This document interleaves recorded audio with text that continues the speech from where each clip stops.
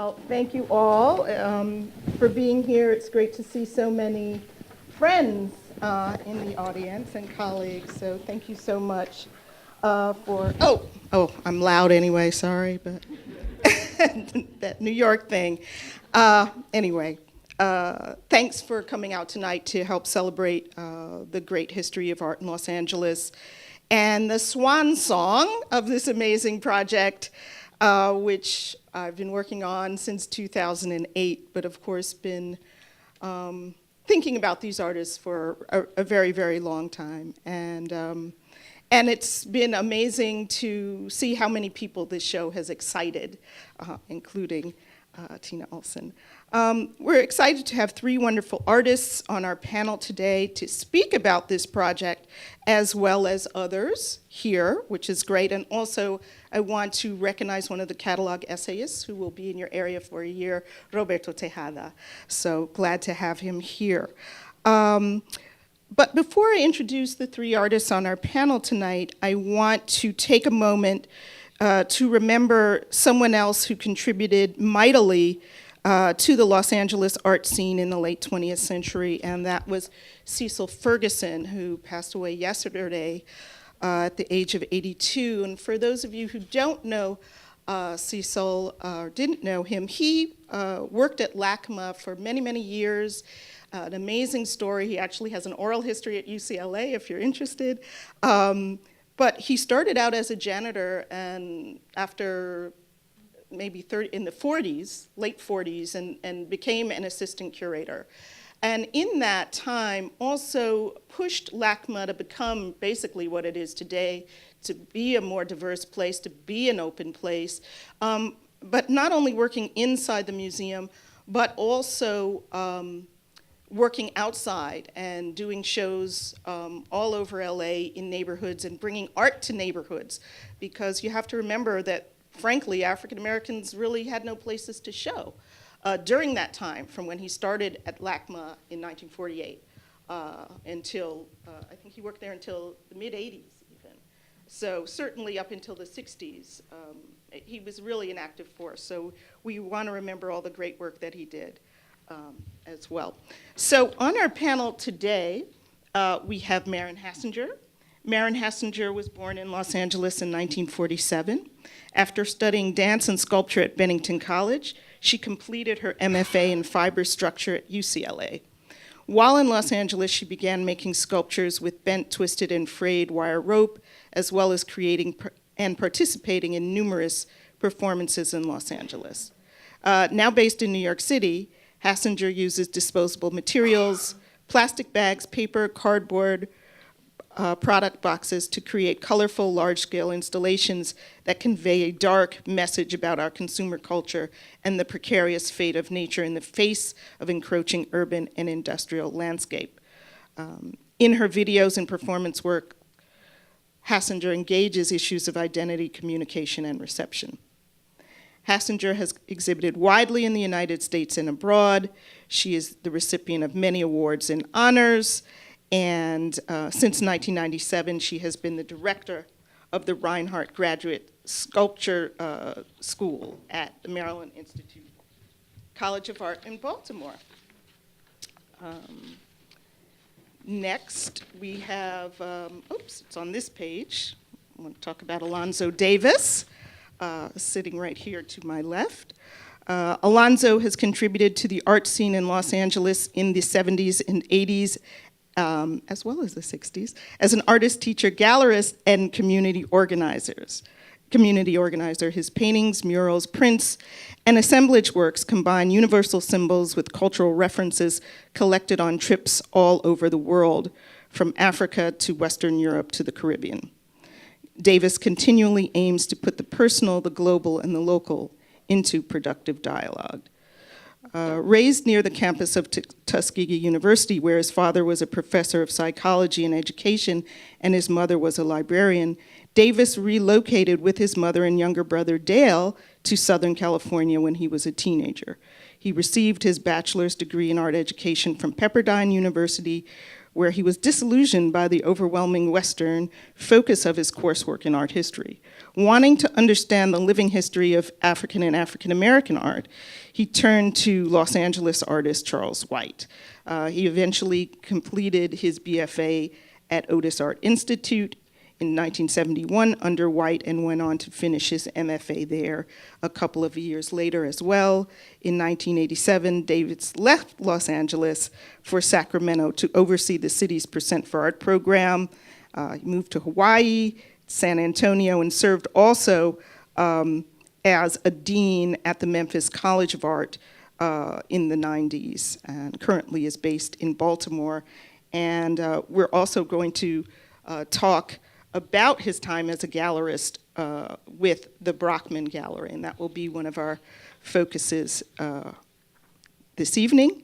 And last but not least, of course, Ian White is a Los Angeles-based artist who holds a BFA from the San Francisco Art Institute and an MFA from the Otis School of Design, Los Angeles. He's an art professor and curator who has exhibited his work throughout the United States. Besides his mixed media video and sculptural work, White is also a well-recognized muralist in Los Angeles, having designed and executed several mural commissions throughout the city. Although White's work is conceptually based, it is also deeply concerned with social and political issues. White is currently producing a video on legendary Los Angeles artist Noah Purifoy's 10-acre Joshua Tree environment for an upcoming retrospective at the LA County Museum of Art in March 2014. White is the son of Charles White, an artist recognized as an American master of figurative painting, printmaking, and drawing. White is a curator of the Charles White Gallery at Segis Institute in Pomona, New York, and is director of the Charles White Estate and Archive, and that's something we'll be talking with him about. So that's our esteemed panel, and I want to start out with a question directed at Maren, but as I've mentioned to others, just jump in. I want to ask you about your influences as an artist that led you to make the type of work that you made that's in the show, but also the type of work that that you continue to do in terms of ideas of nature and so on. Well, you heard her say that I went to Bennington. I did. And I got through it. I didn't leave after the first month. But, you know, I was living in Los Angeles when I came to Bennington, and I would stand kind of mesmerized by standing on that lawn looking over at Mount Anthony. So that being here for those 4 years was definitely a major influence. And then when I was studying dance, and I had intended to be a dance major. That didn't work out. I became a sculpture major. But the influence of dance, not just at Bennington, but before I had gotten to Bennington, is a big influence. And I worked with a variety of people in Los Angeles before Bennington and then after Bennington. Charles Edmondson and Yvonne de Lavalade and Lelia Goldoni, who were part of Lester Horton's dance company. You might know Alvin Ailey. Alvin Ailey is one of the primary people that came out of Lester Horton's classes. So those people were very, very influential. And then when I left Bennington, I moved back to Los Angeles. I went to UCLA. I meant to get an MFA in sculpture, but that didn't work out, so I got an MFA in fiber structure. And I was the first one at UCLA to do that because it was a very, very small program, and no, I don't think anybody asked to do it, except that I asked, and he agreed, and his name is Bernard Kester. He is an incredible designer, and he's an incredible teacher. For a while now, I believe he's been working at LA County Museum designing shows for them. But what he did is somehow he started talking about how you could make three-dimensional things with soft materials. And my only involvement in sculpture had been growing out of like the school of David Smith and Anthony Caro, which was so prominent at Bennington. My teacher at Bennington was Isaac Witkin. And so this idea about soft sculpture, and that I didn't have to weld anything anymore, and I could actually, do things with my hands that could become something viable. That was a big influence. And so I guess you could say that, that's also my biography. I've just told you my, entire educational biography. But that being my life, that life is in the work, and it continues to be in the work. And so I think of everything I make as coming out of everything I am.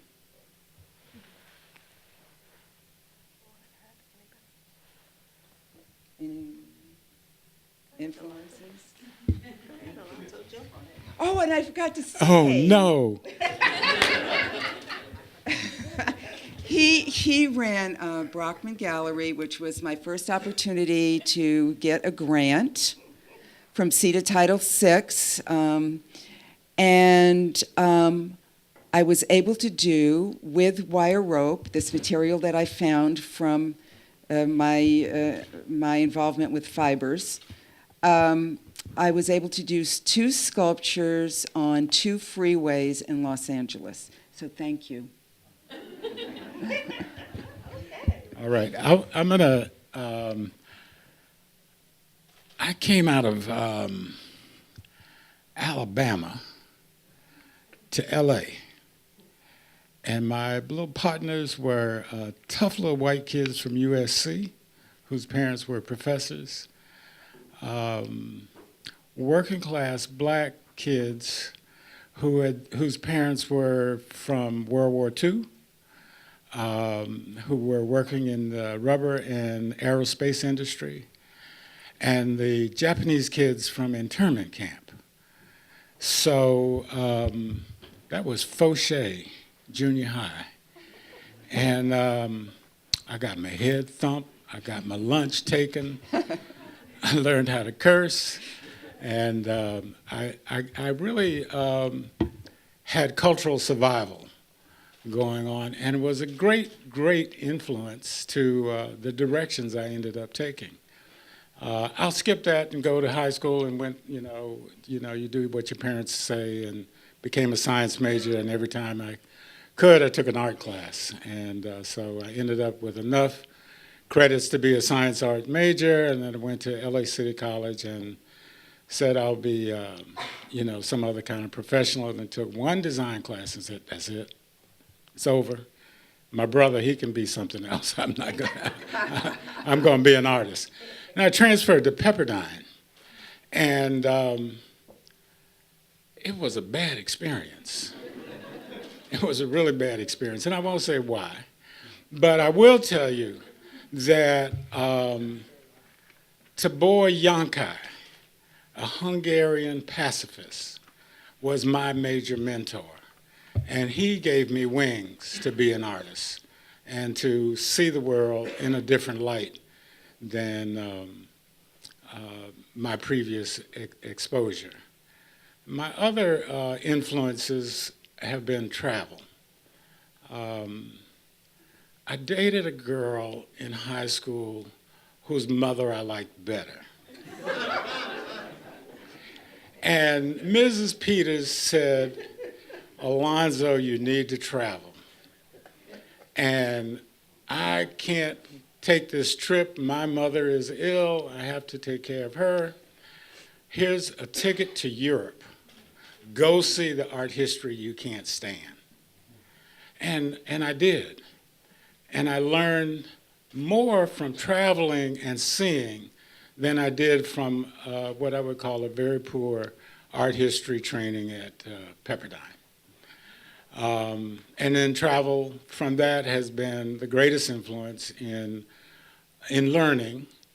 And then the next year, I took a trip with my brother around the United States, because our education in the West was limited to Western influences that were non-inclusive of people of my heritage, for which I knew there had been a lot of artists because we were born and raised in a historically black college setting.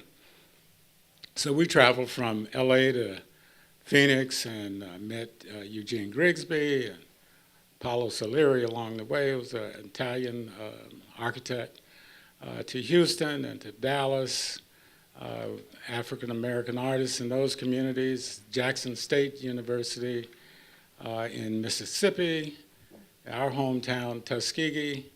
We went to Atlanta University, met many of the artists who influenced that community through the Morehouse, Spelman, Atlanta U, then up to North Carolina, Howard University in Washington, D.C., and into New York, where actually Romare Bearden sort of took us under his wings and showed us around and reintroduced us to the New York artists and the Studio Museum. And from there, we went to Detroit, Chicago, and somewhere we said, oh, wow, you know, we could do this. Why don't we open a gallery when we get to LA? And here, you know, fantasy. And I met a guy who worked at the Watts Towers Art Center named David Bradford, lives in the Bay Area now. And I'd taken a day off work. I was teaching at a local high school. And he said, you know, there's an interesting place down the street on Degnan. You ought to go look at it. You could open a gallery there. I was like, ah. And then I went home and I said, Mom, you know, she said, you don't know what you're doing, boy. You don't know anything about business.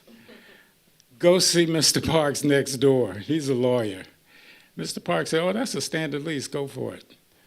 And so in 1967, we opened a gallery called Brockman Gallery, which the name Brockman is the first slave name on my maternal side of the family. And so that's how we got a running start. And there will be more to come later, but there's a story. You want to talk about influences, Ian, and then you can continue with the gallery. That's where I was going to go next, but you go. Go. Influences. Let's see. I figured I was always art privileged, actually, because I am the son of this man who made a tremendous contribution. And I am also the son of a retired social worker, my mother, who was a very strong, human, proactive advocate. I think I realized I was not art privileged when I started going to private art institutions and realized that their Jackson Pollock was not my Jackson Pollock. And it was very hard, actually, to come to terms with that because I was always defending my position in terms of my influences.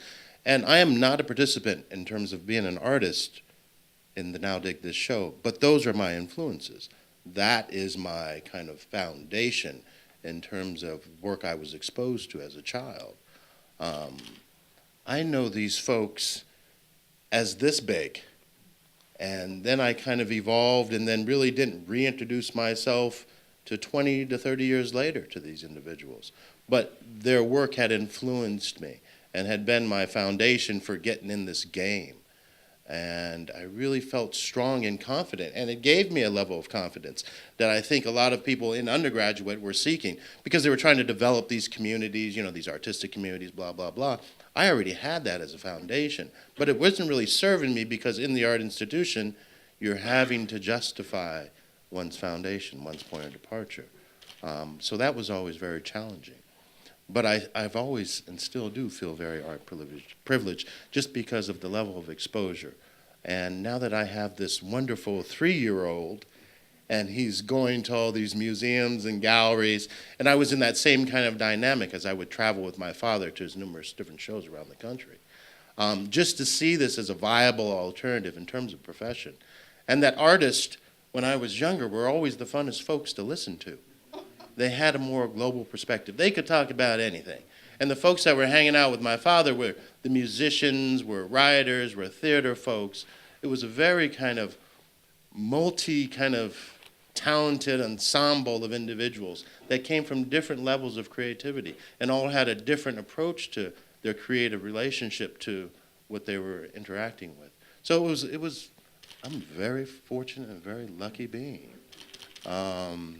So this was just the natural progression. One thing I'll say, because I met Noah Purefoy, who I think was just a wonderful man, out in the desert. He had 10 acres in Joshua Tree. And when I met him, he was in his 70s and was about 105, and he had a rope, and he was pulling a railroad tie to do some other work. And I was just blown away by this man. And he said, sometimes when I first introduce myself and reintroductions are made, it helps. As a point of departure, I remind, I'm Charlie White's son. And he says, oh, you're Charlie White's son. What a pleasure to meet you. That's great. You can actually go out and you're an artist. I was like, yeah. And he was like, oh, that's fantastic. You don't have to worry about fame. You can actually go out there and make some artwork and not have to worry about all this other crap that's attached to, I need to be an artist, hear me roar a little bit, as opposed to really enjoy your creativity and don't be worried about some other baggage. And it kind of frees you up a great deal.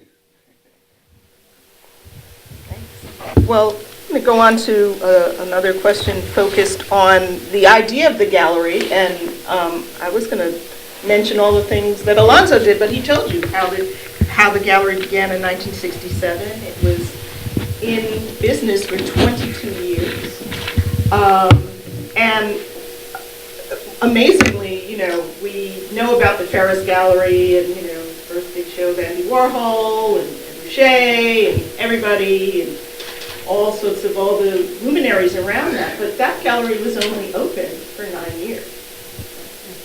But we know all about it. There are books about it, right? And this may be the first time you're hearing about Brockman.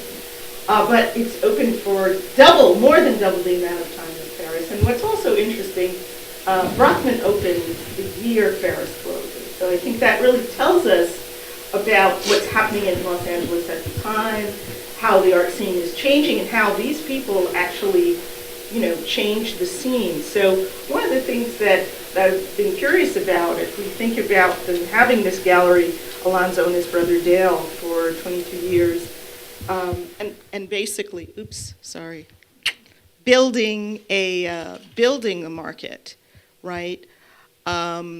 I wonder how did you set out to build a market? Did you think about it, or did, like your mother said, boy, you don't know nothing about no business. You just jumped in there because you were inspired by the wonderful road trip. And one of the things I love to, as an art historian, you love to fantasize or think about what you're reading. I always get into all these stories. So I just really got into the narration of him when I read it. And then again, when he was talking about him and his brother going around in a Volkswagen Beetle, right?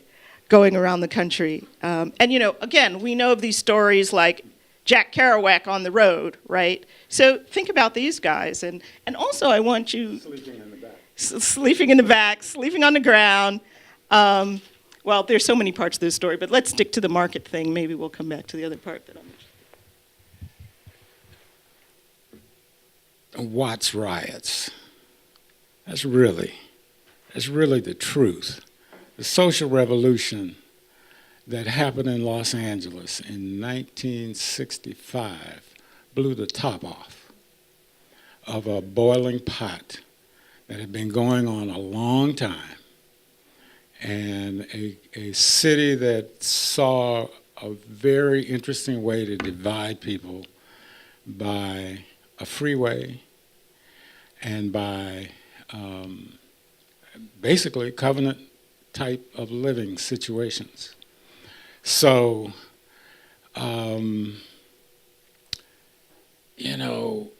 these things just don't happen in a vacuum, and we just don't do these things just because of the greater good. There's so much that influences us subconsciously and consciously.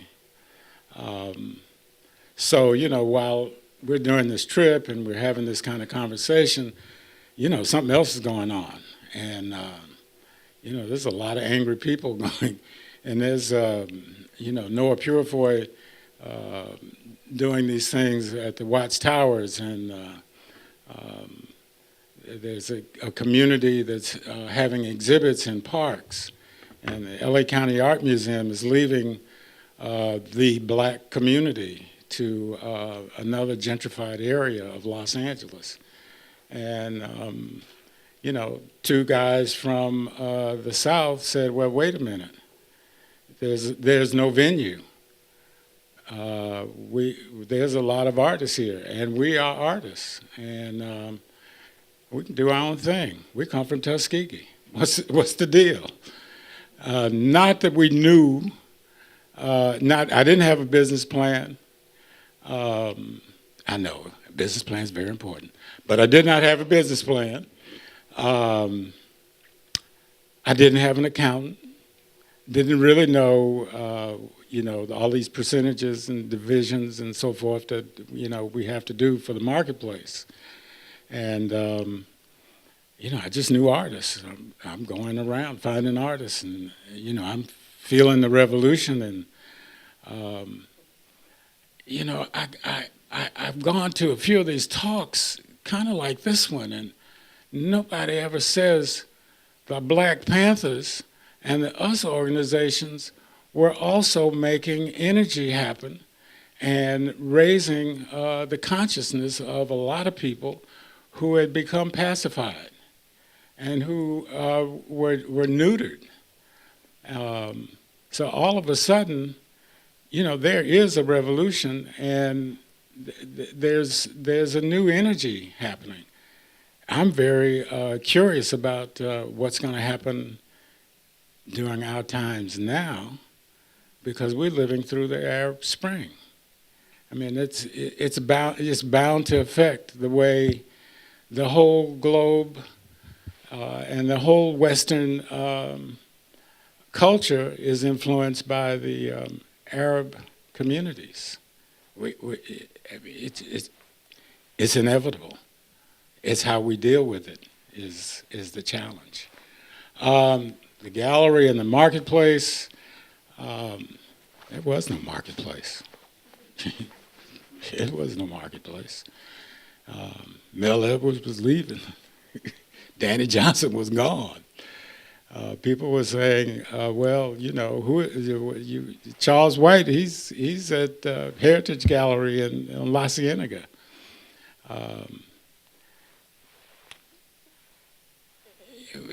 You looked at a community where you established a gallery that's wealthy, and it looks back at you and says, well, you're in the wrong community. We don't buy from you.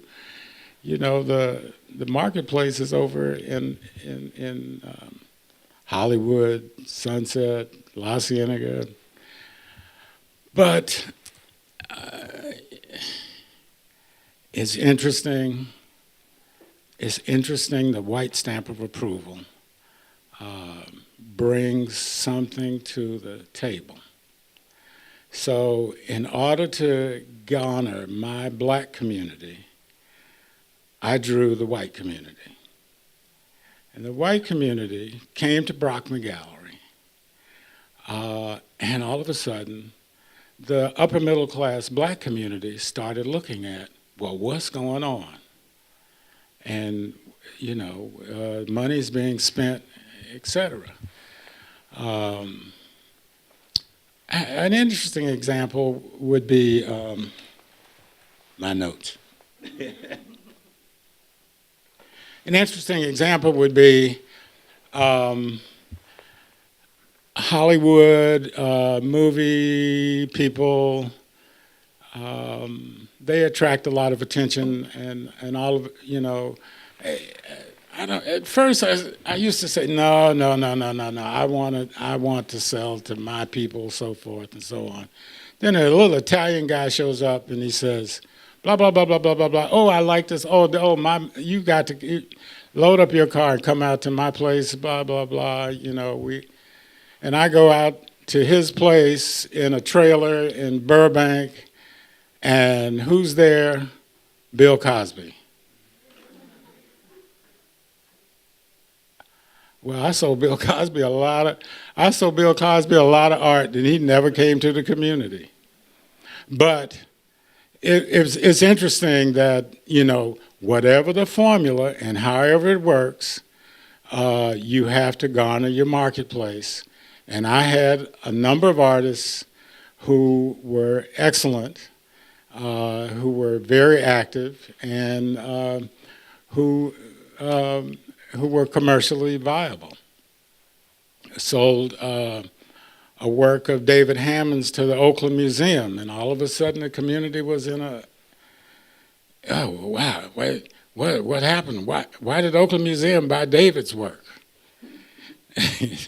And, there's just stories like this that tend to happen. There was an African-American gentleman who had heard about us, and he had moved his company from Minnesota. He was in Minneapolis to Orange County, and he had heard about Brockman Gallery. Came to Brockman Gallery. He bought art for his whole office and his personal collection, and then all of a sudden, Orange County became part of our stable of collectors.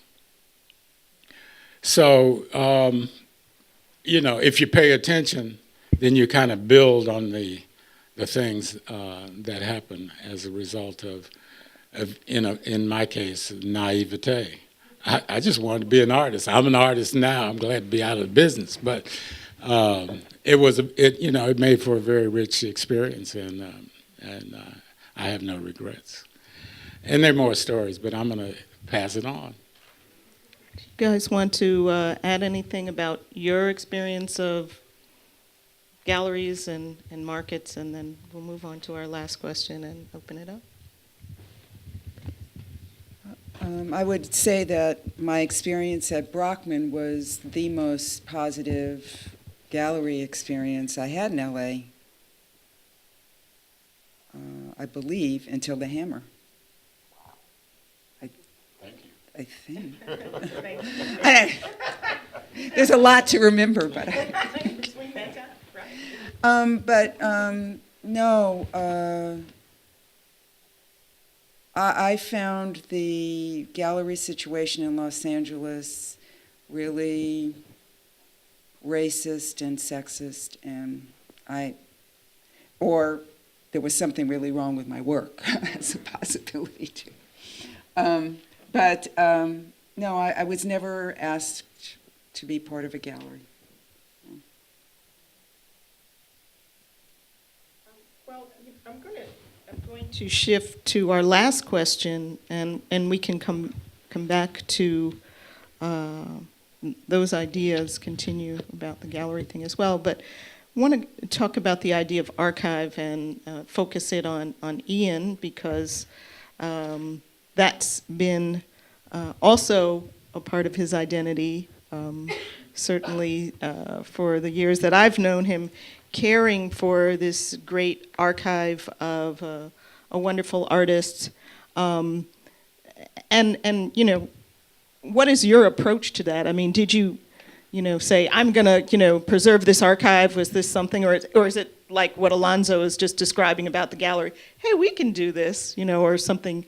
How did you, because you could, walk away. You could say, I'm going to sell all this stuff, give it away to museums, and forget about that, But you had a choice, and you're really about the preservation of Charles White's legacy, but also the idea. I think it's not just about Charles White for you. It's about Noah Purifoy. It's about many people, Hammonds, a lot of people. I think all the artists in Los Angeles that I've dealt with. I mean, you know them, and you might have some of their work, but so talk about this idea of archive and what it means for you. Well, I think part of it comes from having older parents, too, because I'm adopted, And I was adopted in 1965. My parents were an interracial couple. They didn't let folks adopt at that point.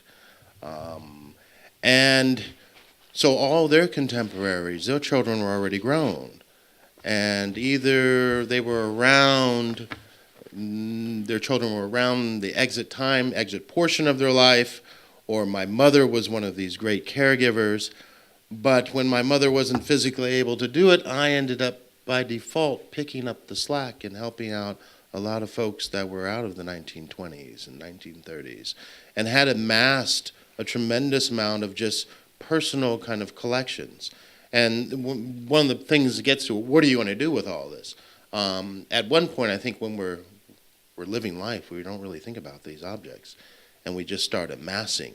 My mother was great in terms of keeping files of my father, and my father was pretty good with it too. He had things going back all the way through the 20s, all the way up, when he first started really participating in art practice. And so that kind of, it kicks it in. At first, I really wanted my sister to do this. And I really thought she was going to do this. And then next thing I know, it came my way. And then I felt a great deal of responsibility to it.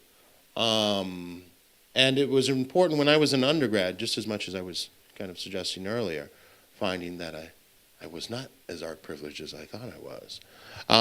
That I ended up really, I was at the San Francisco Art Institute, and I had Angela Davis as my instructor, which we see these wonderful representations of her. And that was just fantastic. Anyway, I was looking for some slides once to share with my class, my painting class, because I went up as a painting major, and I couldn't find any of noteworthy African-American artists that I grew up with. And it was even just some period things, some Duncanson things, some O'Tanner, even going through and finding some Romero Bearden. And so then I took it on as my mission to drive back down to California that weekend, get these books, take photographs of them, and put them into their slide library at the San Francisco Art Institute. And that kind of began that process of when you're a student, you end up educating other students, and even at times your instructor, the faculty there. And I always found that a little funky at times, to say the least. Other times they were very receptive, but you're still put in the position of having to teach when you're trying to learn. And so that kind of curve has happened to me on a continuous basis with this archiving. But I have embraced it. I have learned a tremendous amount about preservation and the need to preserve certain documents because of its historical kind of context. And without it, then we're kind of, you're constantly having to, reinvent the wheel on a certain level.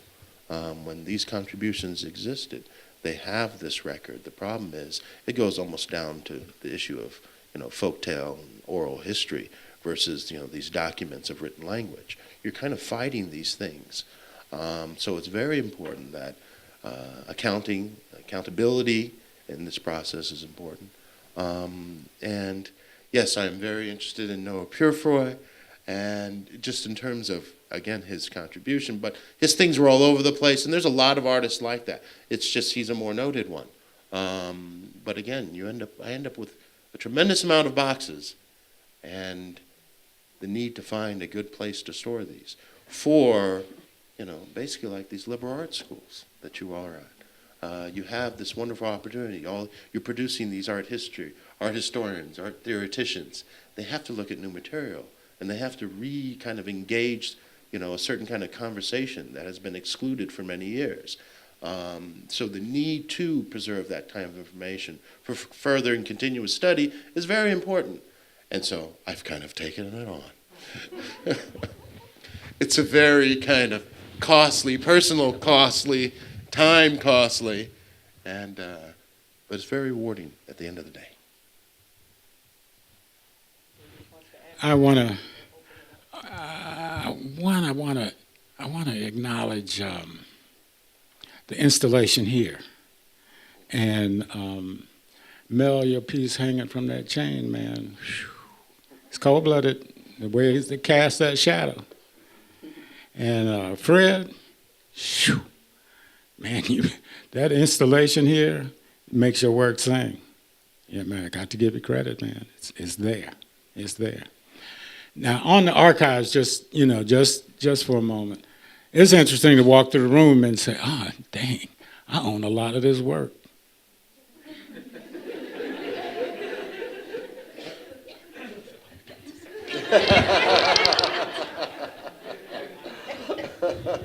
All right, on that note, we're going to open it up for questions, and thank you for being a wonderful audience. And I know you have questions, so please feel free to ask. I'm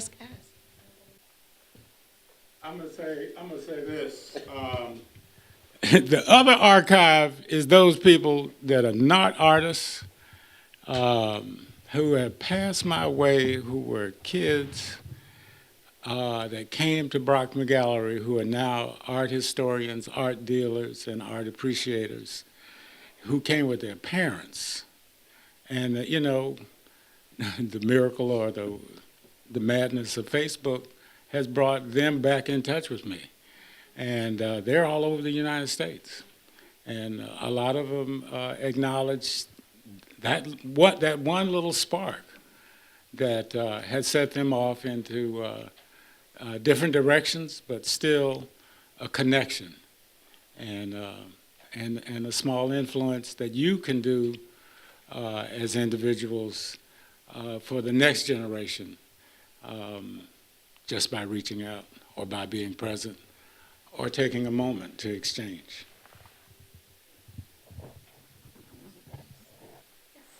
What always fascinated me is the chasm that existed between third world artists in LA, for instance, and San Francisco, and more importantly, the West Coast.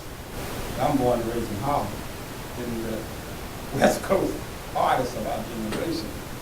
And what is your take on that? Because I've been a lot of places with both artists, and many times, and I'm always fascinated by the arguments we get into drinking wine. Versus what happens on the West Coast artists and the East Coast artists, and more especially where I live in San Francisco from the north, and I've done a lot of work in LA. And Alonzo Sam, so we met in So what happens is, I'm always fascinated about Artists and sociologists. Yes, about this thing about us debating over the years, the chasm that exists from north and south and east and west. What are you doing in the East? Don't get started. No, I opened up a studio on Wednesday. Yes, the show was breathtaking out there. But I also remember a lot of those artists, Pure Front, all of them. Still, we didn't know about it. We knew about face art. We know everything, but I'm fascinated by when we get together. It was horrific arguments we used to have back in the day. Still do. I remember Haruna Pet and I was getting on. It used to be crazy. We all were the same, but there was this chasm. So geographic? Is that what it was, you think? I don't know. I thought East Coast artists ended in Chicago, and real art began on the right left coast. See, it's starting again. We have another question over here. Yes, sir. Well, I will disclose that I majored in African American studies in college, and I wrote my thesis about the images of African Americans in films, and I did a section on essentially LA, and my question is, how does your art reflect what was going on in LA at that time?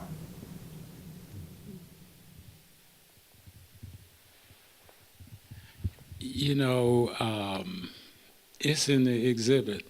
I can't tell you.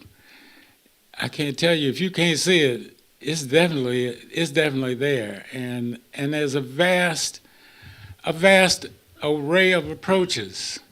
Some academic, some grassroots, some intellectual, and some revolutionary. And, you know, we all live in a time where we make choices. And different artists make choices to go in different directions. But we're all in this together. And we're all spinning around on the same planet. And each voice is a little different. That's my take. I don't know if this answers your question, but the piece of mine that's Rope and Chain, that's in the galleries, it's called River.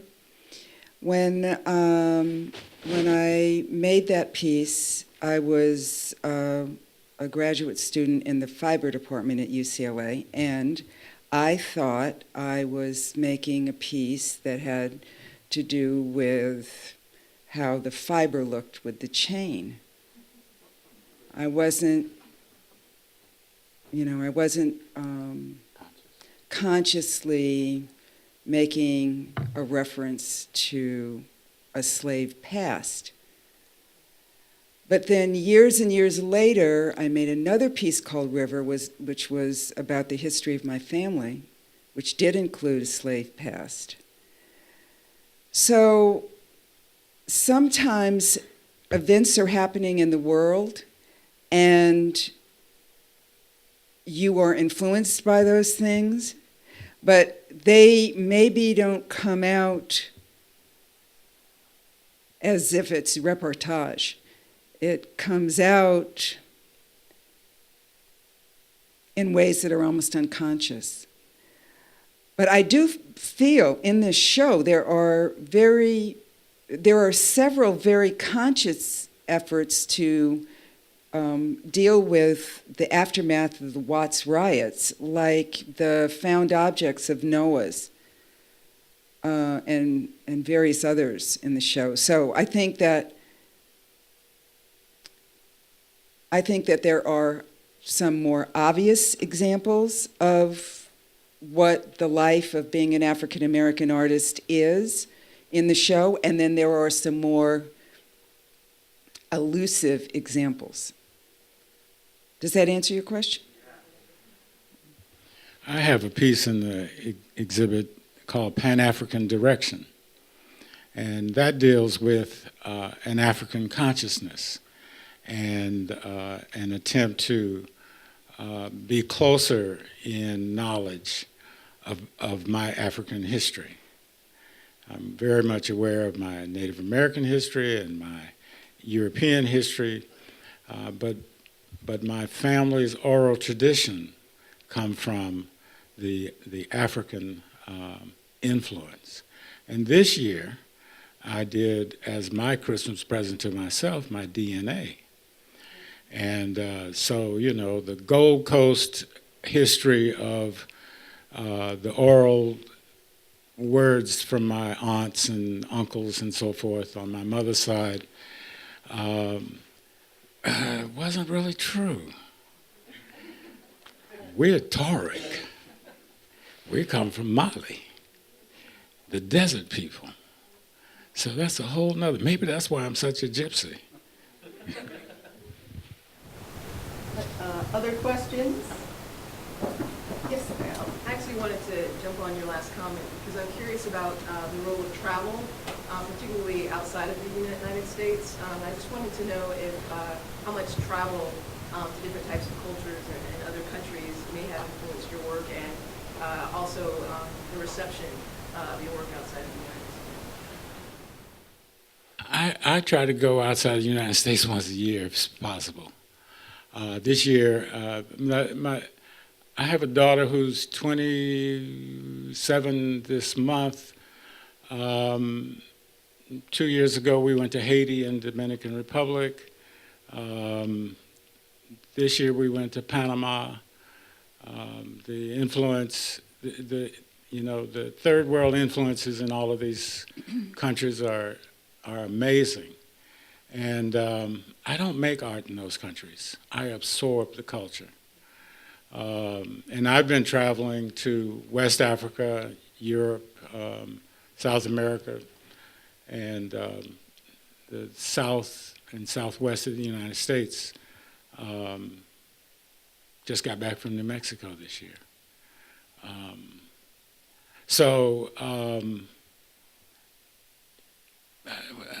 It's there. It's just, you know, I was saying to Ian,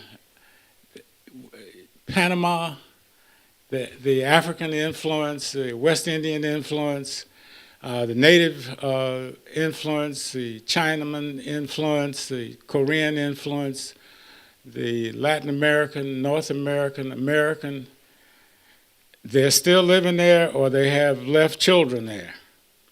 So they're all speaking Spanish. I could require both of my kids to speak Spanish. Of course, my oldest daughter she took French. Then I said, well, I'll take you to a Spanish-speaking country if you take a year of Spanish. It worked. So, you know, bribery, whatever. Anybody else want to talk about travel? I feel that living on the East Coast is looking more towards Europe, and living on the West Coast is looking more towards Asia. And though I haven't really traveled much, I feel definitely by living on the two coasts like that, influenced in that way. Okay, last question. Kelly, I wonder if maybe you might answer this because you have such a global view of the whole project. I teach in the studio art department here, and I'm here with some students from our abstraction class, and we're studying abstraction.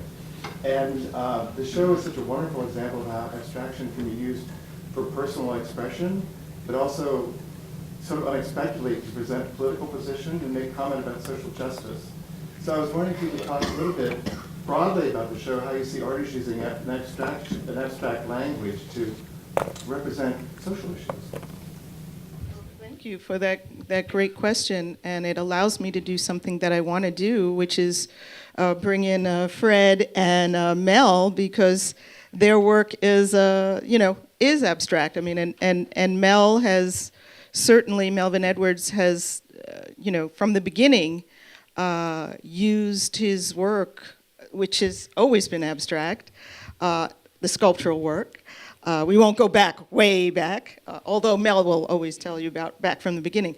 But to talk about social issues, you think about the lifted X, you think about the lynch fragments, and Fred as well in his way. I think the previous question we're thinking about, the gentleman asked, how does African Americanness, blackness, social issues reflect in your work?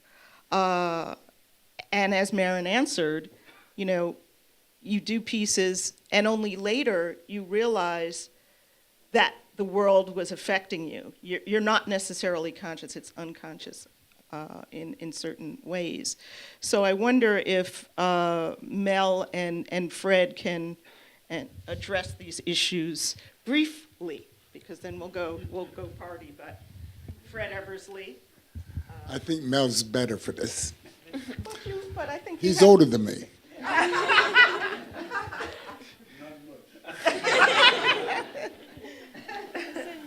No, I think Mel really answers your question very directly. I think my answer is much more circumspect. I don't think directly that my work talks to the black experience. It never was my object to do that. My work talks to, in a very broad sense, the whole subject of energy in the broadest sense. And both the pieces and how I use the light and the color to concentrate energy and to get people attracted by the energy of the piece long enough to really look through the piece and actually change the reality of what they're looking at by the lens effect or the mirror effect of the pieces. Perhaps the one political statement that is in this show is the black piece. It's a very funny story. Some people don't like it. But basically, that came out of the early work of mine was three-color, three-layer, as the other two pieces in this show are. And in 1971 or so, there was a congress at USC of, I think it was called the National Arts Association. It's a Black Artists Association. I'm not, NCA, right? National Yes. Conference of Artists. Council, right. And Leon Banks, who's a well-known collector who happens to be black in Los Angeles, said, "You're the best known black artist still residing in Los Angeles. Do me a favor and show up." So I showed up. I listened to 3 days of programming. I invited a group of them out to my studio for a barbecue on Sunday. They drank all my booze and ate all of my food. And then several of them got drunk enough to stand up and criticize me for making white bourgeois art. You know, that my art was not political, that my art was not black, and such. And I finally threw them all out of the studio. And I went to my next door neighbor, who happens to be a very tall, he just died, unfortunately, very white man by the name of John McCracken. And I said, "Do you have anything to drink?" You know? And he said, "Yeah." He said, "I saw you had a whole group of people." I said, "Yes, they drank all my food, smoked all my dope, ate all my food." And then told me I was making white bourgeois art. And McCracken started laughing hysterically. And at that time, for a period of about 8 years, all of McCracken's work, the planks, the boxes, the wall hanging pieces, were all black, jet black. It's his most famous series of work. And he reached down to the floor and he picked up this can of black gunk, which he made black pieces with. And he said, "I've made black art long enough. It's time you started."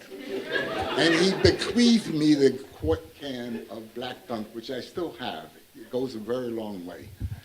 And he started making his yellow pieces and blue pieces and all of the various monochrome pieces that he started making. And I went home and started making black art. And that's the first black piece. So in a way, that is my black statement. Mel?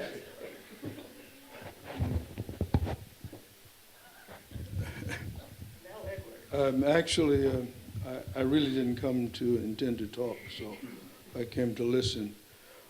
I'll just say this, since it's on abstraction. All art is abstract. Absolutely. All art is abstract. It's as simple as that to me. As far as artists looking at what happens in the world and using it, artists all over the world forever, as far as I can see in my years of studying art history, have made art for every kind of reason that ever existed, whenever they wanted, and they did, in every culture in the world. And I never thought I was doing any different. And the first person who specifically used the term abstraction and discussed it in relation to art was my high school teacher, Mrs. Ethel Ladner, an African-American woman, teacher, artist in Houston at Phyllis Wheatley High School. And the thinking part is the most important part. The conceptual aspects that exist in all art are forever real, no matter what you're doing and no matter how you do it. Going from thought to thing is a conceptual, abstract process. It just is. It's nothing to argue about. People usually are arguing about style. They're not talking about the actual art. And as far as I'm concerned, the art takes place when you're doing it. It's just like music. When the song is over, that's it. But the art took place. Amen. Thank you. Thank you all.